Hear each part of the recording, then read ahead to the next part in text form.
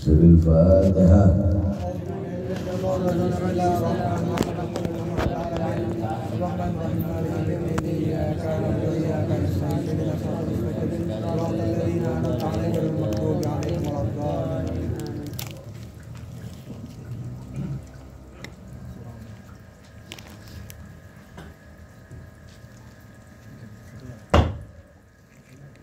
Bismillahirrahmanirrahim.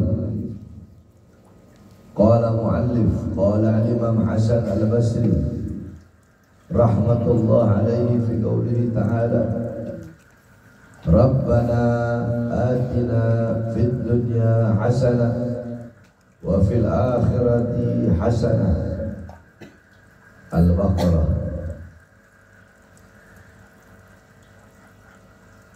Jawab nanti. Al-Imam Hasan Basri rahimahullah wa radhiyallahu anhu, beliau menafsirkan ayat yang sering kita dengar, yaitu doa Rabbana, wahai Tuhan kami, atina, berikanlah kepada kami, fid dunya, di dunia ini, hasanah, kebaikan, wa fil akhirati, dan berikanlah kepada kami di akhirat nanti, hasanah, kebaikan, wa qina adzabannar, dan jauhkanlah kami, cegahlah kami dari siksa api neraka jahanam. Nah, ini ayat ini banyak orang-orang ya yang menyalahgunakan. Apa maksudnya menyalahgunakan? Mereka mengira, ya Allah ya Rabb, ya, berikanlah kami kebahagiaan di dunia. Disangkanya bahagia di dunia itu kaya raya. Disangkanya bahagia di dunia itu kemakmuran. Disangkanya kebahagiaan di dunia itu kejayaan. Disangkanya kebahagiaan di dunia itu ketenaran. Ini salah. Yang dimaksudkan kebahagiaan di dunia itu bukan kekayaan, bukan suami yang ganteng, bukan istri yang cantik, bukan rumah yang mewah. Dayat, ini speakernya kok begini ya?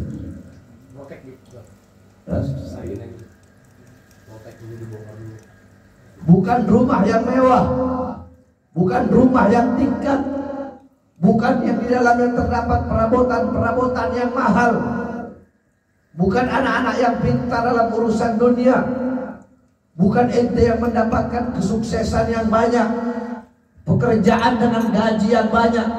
Bukan ini yang dimaksudkan bahagia di dunia. Paham? Ini kenapa lagi? Nah, terus apa yang dimaksudkan? Ya Allah, berikanlah kami kebahagiaan di dunia. Imam Hasan Basri radhiyallahu anhu dia berkata, innal hasanah fid dunya, inna, sesungguhnya, al hasanata, kebahagiaan, fid dunya, di dalam dunia, hiya, yaitu ya hasanah, hiya, yaitu apa itu? Al ilmu wal ibadah, ilmu dan ibadah.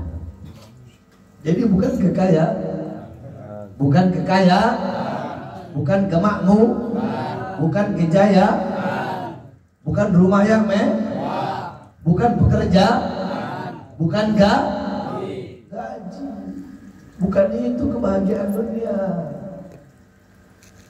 Ya, kadang kebanyakan orang mikir begitu kan, bener gak? Rabbana atina fid dunya hasanah wa fil akhirati hasanah.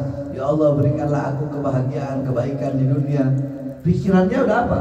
Kekayaan, harta, pangkat, jabatan, tahta, kekuasaan, uang, dinar, dirham, pekerjaan, sukses, jaya. Padahal kebahagiaan di dunia bukan itu. Apa kebahagiaan di dunia? Kebahagiaan di dunia adalah ilmu dan ibadah. Lihat Rasulullah SAW. Rasulullah SAW kata beliau apa? Yang aku sukai di dunia, yang aku cinta di dunia, itu cuma 3. Apa itu? Pertama, istri yang solehah. Kedua, yang aku suka di dunia adalah wangi-wangian yang enak, bau-bau yang enak. Sebab wangian yang enak, bau yang enak, itu paling disukai oleh malaikat. Yang ketiga, di dunia ini, dunia yang aku suka adalah nyanyian-nyanyian yang indah, memuji-memuji Allah, suara-suara yang merdu, qasidah-qasidah yang indah. Cuma 3 ini yang aku sukai di dunia. Selain itu tidak ada yang aku sukai.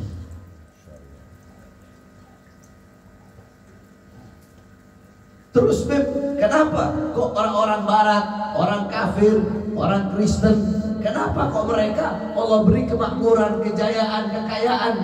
Kenapa Beb? Itu pertanyaannya kan. Kadang kita melihat orang-orang luar sana, orang barat, mereka kaya raya, ya, mobil mereka mewah. Kadang kita melihat seperti itu. Saudara-saudara sekalian yang dimuliakan oleh Allah Subhanahu wa taala. Andaikan dunia ada nilai di sisi Allah, walaupun nilainya sebesar sebelah sayap seekor nyamuk, maka demi Allah orang kafir tidak akan Allah beri minum walaupun seteguk air. Kenapa? Saking gak ada harganya itu dunia. Paham ya? Paham itu hadis qudsi. Andaikan dunia ini ada harganya, andaikan dunia ada harganya, walaupun harganya itu sebesar sebelah sayap seekor nyamuk, orang kafir gak bakal Allah kasih minum. Kenapa Allah kasih mereka segala-galanya? Allah kasih ketenaran, kemakmuran, kecantikan, kegantengan, ketampanan, kekayaan. Allah puaskan mereka dengan dunia. Mereka menjadi pelayan-pelayan dunia. Mereka menjadi budak-budak dunia. Kenapa? Karena dunia di sisi Allah tidak ada harganya, gak ada nilainya. Dunia di sisi Allah, dunia di mata Allah, di mata orang-orang yang dekat dengan Allah, di mata orang-orang yang hatinya penuh dengan Allah, dunia gak ada artinya. Orang-orang soleh, mereka gak pernah kejar dunia, dunia yang kejar mereka. Dunia yang kejar mereka. Di saat kalian sibuk cari dunia, sibuk cari harta, sibuk cari pangkat, jabatan, pekerjaan, sudahlah kalian sibuk, dunia kalian gak dapat, harta kalian gak dapat, dunia kalian gak dapat, akhirat kalian gak dapat. Kenapa akhirat kalian gak dapat? Karena waktu kalian, masa kalian habis untuk mencari dunia, sehingga dunia gak dapat, akhirat gak dapat. Ulama, orang soleh, para wali, mereka dunia yang datang kepada mereka. Tetapi setelah dunia datang kepada mereka, malah mereka buang itu dunia ke tempat sampah, kayak gak ada harganya. Dunia yang mati-matian kalian cari, dunia yang kan mati-matian kalian cari, sampai kalian berbuat dosa, sampai kalian berbuat maksiat untuk cari dunia. Dunia yang mati-matian kalian cari, sampai kalian tinggalkan Allah. Ketika itu dunia datang kepada orang soleh, itu orang soleh buang, tidak ada harganya. Jadi kebahagiaan di dunia dimaksudkan dalam ayat ini bukan kemakmuran dunia, kejayaan dunia, kaya raya, bukan. Tetapi kebahagiaan dunia, Rabbana atina fid dunya hasanah. Ya Allah, berikanlah kami, berikanlah saya, berikanlah kita kebaikan di dunia. Apa kebaikan di dunia? Ilmu. Apa kebaikan di dunia? Ibadah. Sebab kalau tanpa ilmu, apa ente mau jadi apa? Kalau nggak ada ilmu ente mau jadi apa? Hah? Tanpa ilmu, sholat ente nggak bener, wudhu ente nggak bener, istinja ente nggak bener. Ente nggak lihat kata Rasul, berapa banyak orang-orang masuk neraka gara-gara air kencingnya. Ini kan masalah sepele, masalah sepele. Banyak orang masuk neraka karena kencing. Kenapa? Karena kalian nggak tahu ilmunya. Karena kalian nggak mau belajar. Oh beb, saya sudah tua, saya sudah nggak bisa belajar. Oh beb, saya sibuk, saya nggak bisa belajar. Tidak ada penghalang antara dirimu dengan ilmu, walaupun engkau masih muda, walaupun engkau tua. Tua tidak menjadi penghalang bagimu untuk tidak menuntut ilmu. Sibuk tidak menghalang bagimu, tidak menjadi penghalang bagimu untuk menuntut ilmunya Allah. Pekerjaan, jabatan, tahta, kekuasaan tidak menjadi penghalang bagimu untuk menuntut ilmunya Allah Subhanahu wa ta'ala. Seorang murid pernah bertanya kepada gurunya, wahai guru, sampai kapan saya harus ngaji? Sampai kapan saya harus ngaji? Sampai kapan saya harus menuntut ilmu? Apa kata gurunya? Selama kamu masih hidup, maka selama itu kamu harus menuntut ilmunya Allah Subhanahu wa ta'ala. Saudara-saudara, kebahagiaan di dunia tidak bisa kalian dapatkan kecuali dengan ilmu. Kebaikan di dunia tidak bisa kalian dapatkan kecuali dengan ilmu. Kemakmuran di dunia tidak bisa kalian dapatkan kecuali dengan ilmu. Semuanya itu kalian dapatkan dengan ilmu. Bahkan amal-amal ibadah kalian, sholat kalian, puasa kalian, zakat kalian, haji kalian, kalau tanpa didasari dengan ilmu, coba lihat Zubat, mantan Zubat, kullu amalin bila ilmin. Jawab aja. Kullu amalin bila ilmin, amaluhu mardudatun kullu amalin, setiap amal perbuatan, setiap ibadah bila ilmin, yang tidak disertai dengan ilmu, maka amal ibadahnya mardudatun, ditolak, tidak diterima oleh Allah Subhanahu wa ta'ala. Jadi kebaikan di dunia adalah ilmu. Kebaikan di dunia adalah amal ibadah. Ilmu butuh kepada amal. Amal juga butuh kepada ilmu. Kalau ente beramal di dunia nggak pakai ilmu, amalnya nggak diterima. Ente punya ilmu tapi nggak diamalkan, maka ilmunya nggak bermanfaat, maka ilmunya sia-sia. Kami syajarin laisa limusmirin, berapa banyak pohon-pohon tetapi tidak ada yang berbuah, maka pohon yang tidak berbuah itu laksana ilmu yang tidak diamalkan, ilmu yang tidak bermanfaat. Jadi jangan salah paham. Paham ya? Jangan salah paham. Kebaikan, kebahagiaan di dunia yang dimaksudkan dalam Rabbana atina fid dunya hasanah itu adalah ilmu dan amal ibadah, bukan kekayaan, bukan kejayaan, bukan. Dunia ini cuma sementara. Dunia ini ibarat kalian sedang melakukan perjalanan yang panjang, singgah sebentar di pohon yang rindang untuk istirahat. Itulah dunia. Selanjutnya kalian melanjutkan perjalanan. Ya. Setelah itu apa? Kalian mati. Setelah kalian mati, kalian dikubur. Kubur, rumah pertama akhirat. Rumah kedua akhirat, yaumul ba'ats, hari kebangkitan. Rumah ketiga akhirat, pada mahsyar. Rumah keempat akhirat, yaumul hisab, hari perhitungan. Rumah kelima akhirat, hari pertimbangan. Rumah keenam akhirat, jembatan Shiratal Mustaqim. Rumah ketujuh akhirat, entahkah surga atau entahkah neraka. Paham? Jadi kata Imam Hasan Basri, kebaikan di dunia adalah ilmu dan ibadah. Paham? Jadi jangan salah. Sebelum saya jelaskan ini, sebelum ana jelasin ini, yang ente tahu Rabbana atina fid dunya hasanah itu apa? Kebaikannya apa? Harta, iya kan? Jawab jujur, coba yuk. Sebelum ente tahu.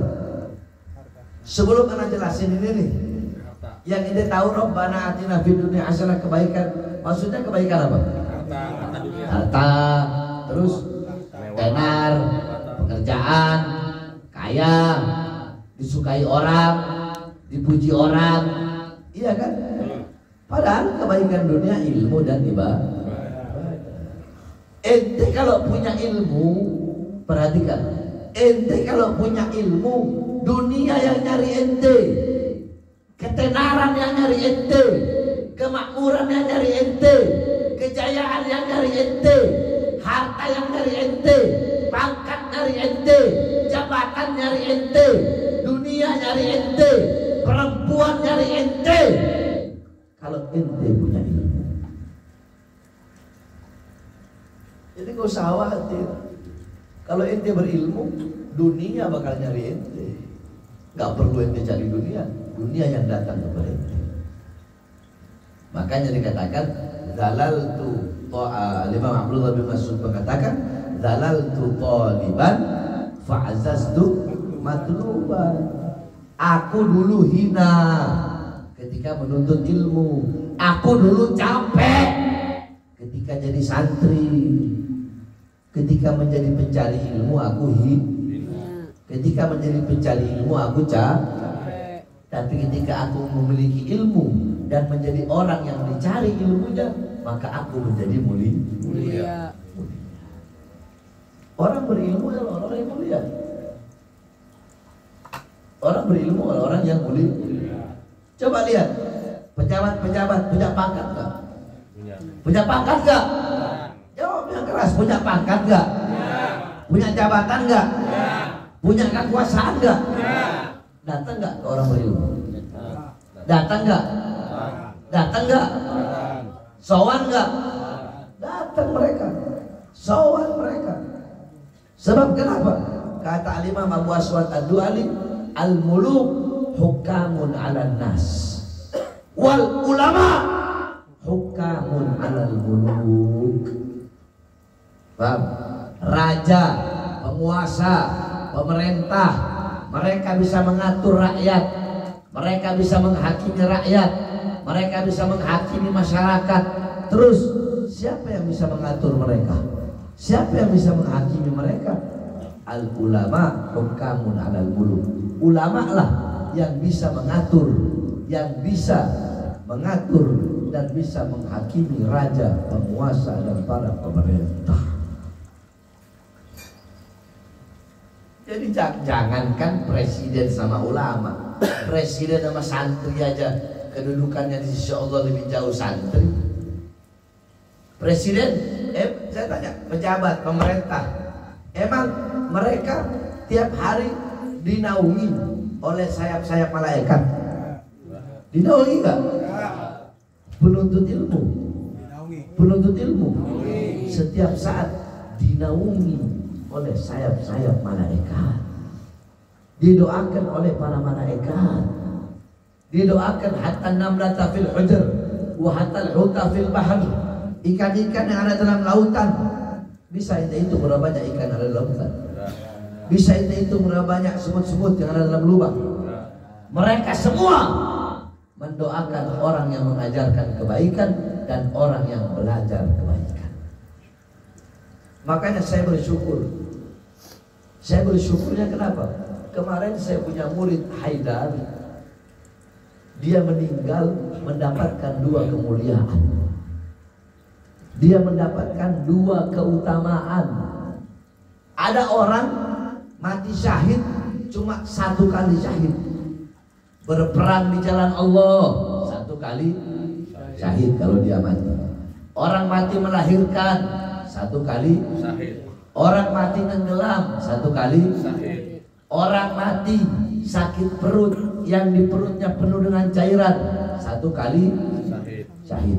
Orang yang mati dalam keadaan tabrakan matinya syahidnya 1 kali.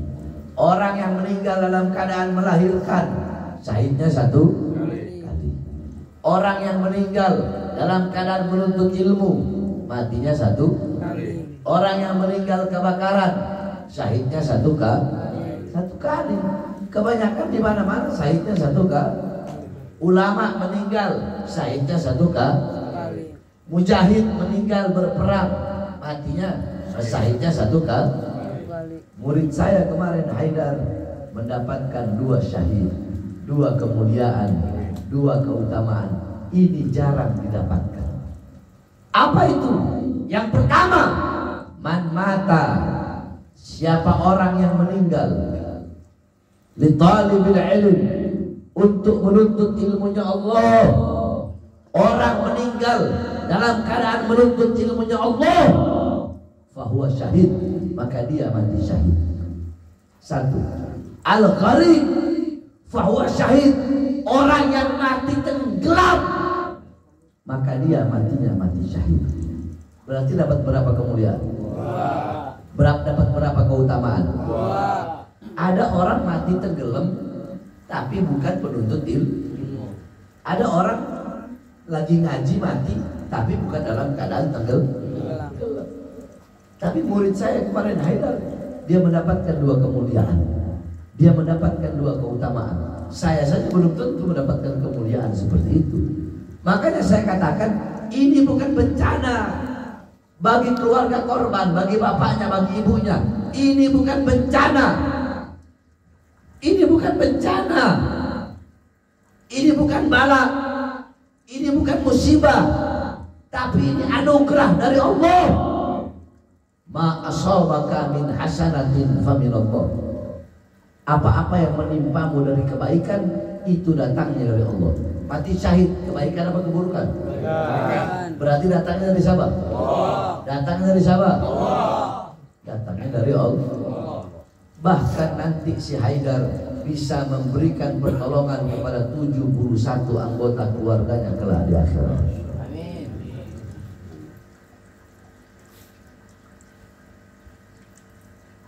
Ilmu ini luar biasa. Ilmu ini luar biasa. Makanya duduk di majelis ilmu. Ya. Jangan mentang-mentang, oh saya kaya raya, gak usah ngaji. Goblok. Gak ada penghalang, mau lu kaya kek, mau lu anak presiden, mau lu anak raja, tetap wajib untuk menuntut ilmu.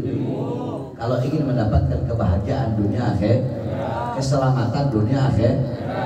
Mau kau kaya, mau kau presiden, mau kau punya pangkat jabatan setinggi apapun, wajib untuk menuntut ilmunya Allah Subhanahu wa ta'ala. Itu dimaksudkan kebahagiaan di dunia. Terus apa maksudnya kebahagiaan di akhirat? Wa fil akhirati ya, Rabbana atina fid dunya hasanah. Ya Allah, berikanlah kami kebahagiaan, kebaikan di dunia. Kebaikan di dunia apa? Ilmu dan ibadah. Wa fil akhirati hasanah, dan berikanlah kami kebaikan di akhirat, kebahagiaan di akhirat. Pertanyaannya, apa kebaikan di akhirat? Apa kebahagiaan di akhirat? Kebaikan di akhirat dikatakan oleh beliau, innal hasanah fil akhirah wa fil akhirah hiyal jannah. Kebahagiaan di akhirat adalah surga. Saudara-saudara, perhatikan. Ada 3 hal. Pertama, sesuatu yang tidak ada awalnya dan tidak ada akhirnya. Tidak ada permulaan dan tidak ada akhirnya. Siapa itu? Allah. Allah tidak ada permulaan dan tidak ada akhir. Tidak ada awal dan tidak ada akhir. Karena kalau Allah ada awalnya, berarti sebelum Allah ada pencipta yang lain. Berarti sebelum Allah ada Tuhan yang lain. Maka Allah tidak ada awal dan tidak ada akhir. Itu satu. Yang kedua, ada awal dan ada juga akhir. Siapa? Kita, makhluk manusia, malaikat, jin, binatang, iblis, gunung, langit, syajaratul ahya, ya, syajaratul tuba, galamullah, talaga galamullah, kemudian seluruh makhluk-makhluk itu arus itu semuanya ada awal dan ada akhir. Kullu syai'in khaliqun illa wajhah. Zat wujud bentuk apapun akan hancur kecuali Allah. Jadi ada yang ada awal dan ada akhir. Siapa? Kita manusia. Kita Nah, ada yang ketiga. Apa yang ketiga? Yang ketiga ada awal dan tidak ada akhir. Ada awal dan tidak ada akhir. Siapa itu? Apa itu? Sorga dan neraka. Sorga dan neraka ada awalnya. Awalnya siapa? Awalnya apa? Allah yang menciptakan. Tapi sorga itu kekal abadi, neraka kekal abadi, nggak ada akhirnya. Tetapi ingat, kekalnya sorga, kekalnya neraka itu atas keinginan Allah. Paham? Kekalnya neraka, kekalnya sorga itu atas kemauan Allah, kudratnya Allah, iradatnya Allah, kekuasaannya Allah, sehingga surga dan neraka sifatnya kekal dan abadi, tapi tetap ada awalnya. Kebahagiaan di akhirat adalah surga. Kebahagiaan di akhirat adalah surga. Di surga kenikmatan yang luar biasa. Ya. Di surga kenikmatan yang luar biasa. Akan tetapi ada lagi kenikmatan yang paling nikmat, kebahagiaan yang paling bahagia. Bukan surganya, bukan telaga madu, bukan telaga khamar, bukan telaga susu, bukan bidadari, bukan binatang-binatang yang lewat. Keinginan dari hati ingin langsung jadi masakan, bukan. Tetapi kenikmatan yang paling nikmat di akhirat apa itu? Berjumpa dengan Nabi Muhammad dan melihat zat Allah Subhanahu wa taala. Ra'a Azizul Wahhab bila hijab. Melihat Allah tanpa setitik pun penghalang. Kita di dunia beribadah kepada Allah, taat patuh tunduk kepada Allah. Kita tidak pernah melihat Allah Subhanahu wa taala. Ada saatnya kita melihat Allah. Apa itu? Di sorga. Dan itu adalah kenikmatan yang paling nikmat di sorga, kebahagiaan yang paling bahagia di sorga. Jadi Rabbana atina fid dunya hasanah wa fil akhirati hasanah. Berikan kami kebahagiaan di akhirat, itu adalah sorga. Kebahagiaan di dalam sorga yang paling nikmat, yang paling bahagia, ketika hijab dibuka kita bisa melihat zat Allah Subhanahu wa ta'ala. Dan kenikmatan yang paling nikmat lagi apa? Bisa berkumpul dan berjumpa dengan baginda Nabi besar Muhammad. Saudara-saudara, kalian tahu sahabat-sahabat Nabi pengen masuk surga, itu mereka, kemauan mereka bukan nikmat surga, bukan.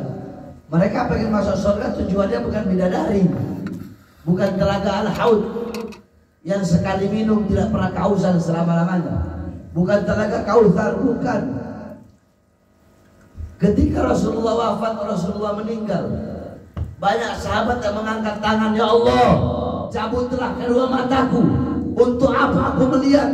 Rasulullah sudah wafat. Aku tidak lagi ingin melihat, aku tidak lagi ingin memandang selain memandang wajah indah Nabi Muhammad. Seketika itu juga Allah cabut pandangan matanya sehingga dia dalam keadaan buta. Ada berdoa, ya Allah, cabut nyawaku. Untuk apa aku hidup? Untuk apa aku hidup, ya Allah?